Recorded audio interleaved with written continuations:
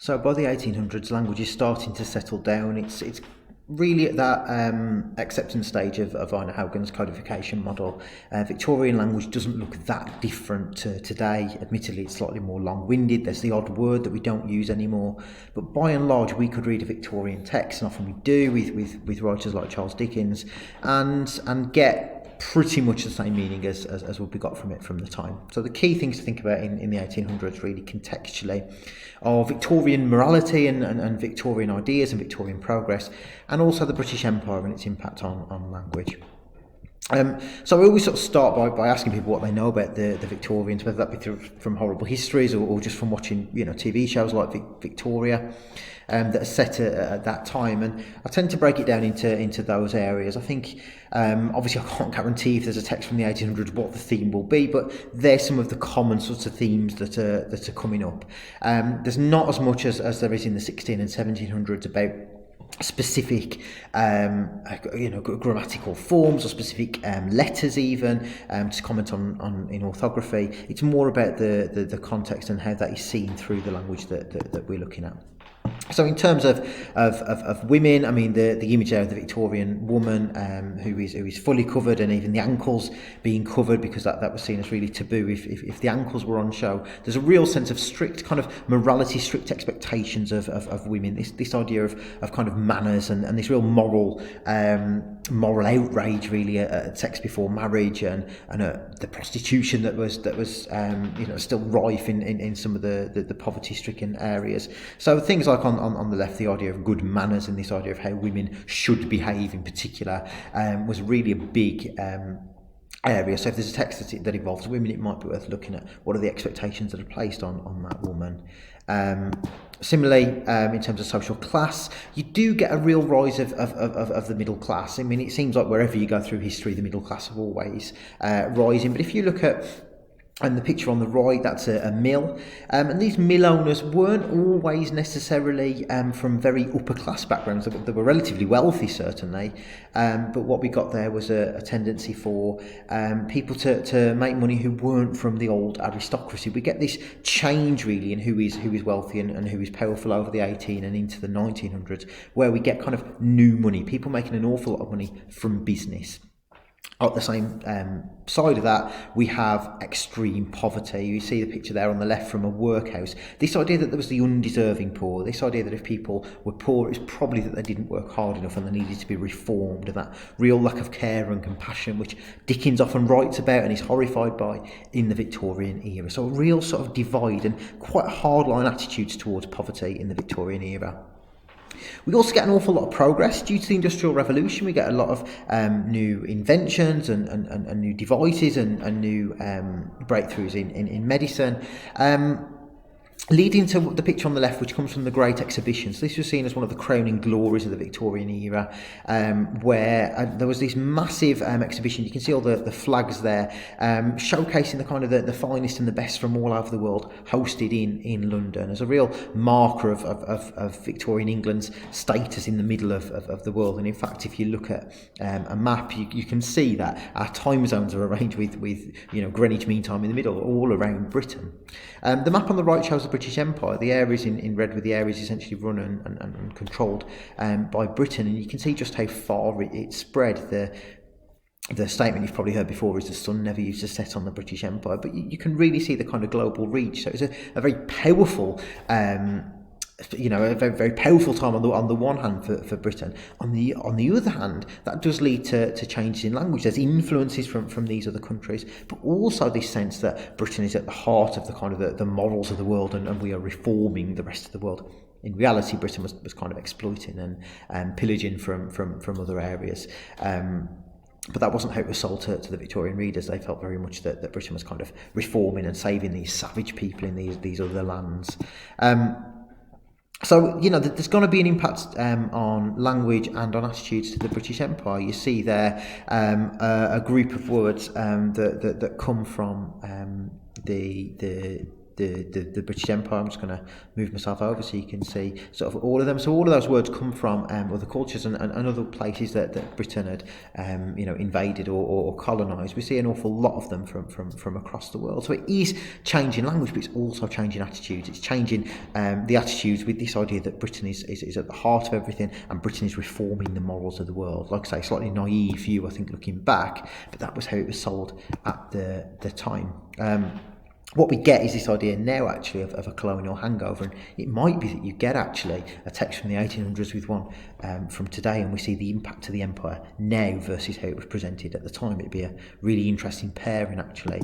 But we see with some of the marketing of the Leave campaign, this idea that Britain is at breaking point. Britain, this proud nation, is being invaded by these other people from elsewhere. That shows a lot of the same ideas of the empire, that Britain is kind of morally superior and these people are a threat.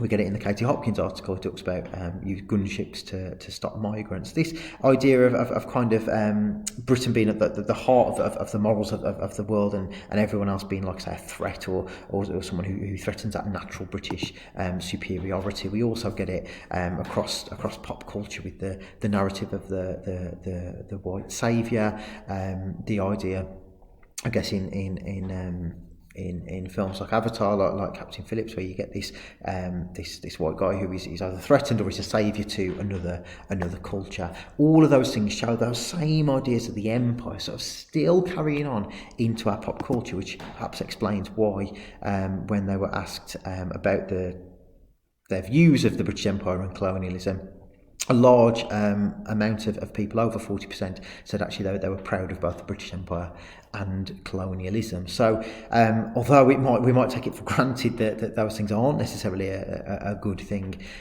you see the attitude that still hangs over, that actually many people believe that it was. And I think a lot of that goes back to the Victorian era and how that was sold as, Britain being naturally morally superior and reforming those other cultures and making things better, which was sold to the people of Britain at the time.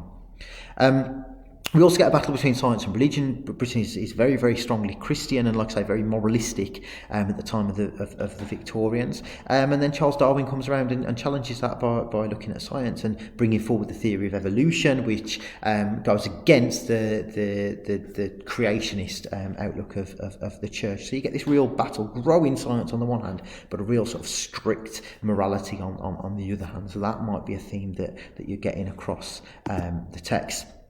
You also get utilitarianism, which is this idea that basically morals don't exist, I guess, in the traditional sense. That to look at an action, whether it's moral or immoral, is simply about how many people does it benefit. This very sort of cold way of looking at the world that dominated the Victorian era. This idea that Dickens parodies so well in Hard Times, that we should all focus on the facts and the realities, and almost that there's no place for compassion. That not it doesn't matter if one person dies from poverty, but this idea that if Britain is doing well and most people in Britain are doing well, and that means that the odd person is living in poverty, well that's okay as long as most people are okay. That was kind of the extreme outlook that you get in some corners of utilitarianism.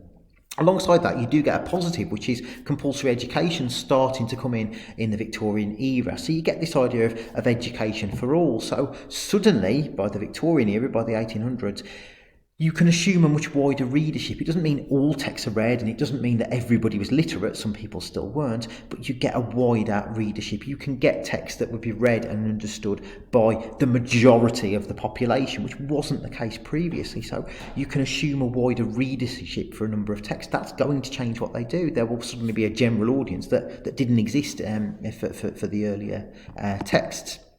You also get the idea of travel, and you might get that in some of the text, the idea of the grand tour. So following on from the ideas of romanticism, which I mentioned at the end of the 1700s video, the idea that seeing beautiful natural surroundings could sort of reinvigorate you and make you feel better about yourself and your life and your outlook. There was the tradition of the grand tour, which a lot of sort of middle and upper class people went on in the Victorian era, a year long or a couple of years long trip, often around Europe, sometimes a little bit further, but where they would see these beautiful natural surroundings. So places like Italy, where they might see the Alps and the Great Lakes, and this idea that was something that was very desirable to do. So there's a big focus on travel journals, I guess, or diaries of travel, because the idea that I guess partly influenced by the empire, the idea that Britain should spread its good and its morality to the rest of the world, but also the idea that awe and seeing these beautiful things could reinvigorate you,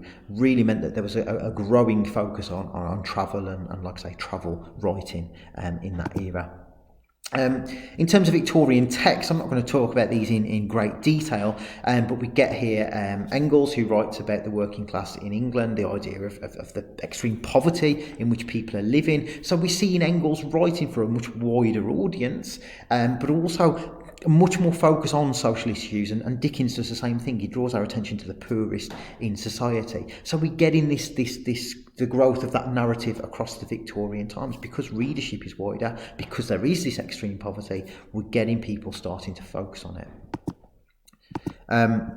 And similarly, we get Charles Darwin writing about science and obviously ruffling a few feathers from a religious point of view, but using reason and using science to kind of argue the case for essentially for evolution rather than creationism. Both of these texts, actually, you'll notice, are written a bit like 1700s texts in the sense of they're very sort of fact-based and giving a clear account. And the sentences are relatively long, but equally, when you look at the words, almost all of the words we'd look at today and we'd still understand, and we'd still use those words.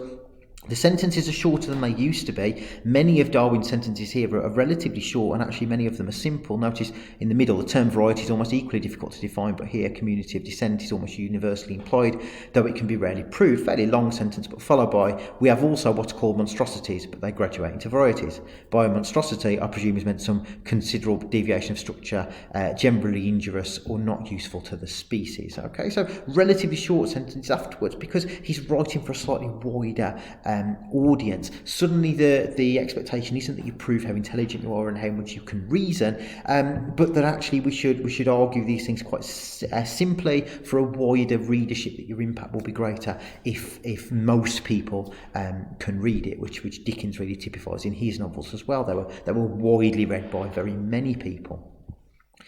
That brings us on to Pictures from Italy, which is a travelogue, which I'll be looking at in the next video, which is by Charles Dickens, but it's non-fiction. It's him, as the name suggests, going to Italy and commenting on what he's seeing. So in the next video, I'll unpick this one and think about what you could say in terms of orthography and discourse structure, which I've highlighted in green. The lexis, so the actual choice of words and semantics, which I've highlighted in, I think it was red, and then the grammatical forms you might talk about, which I've highlighted in that dark blue colour.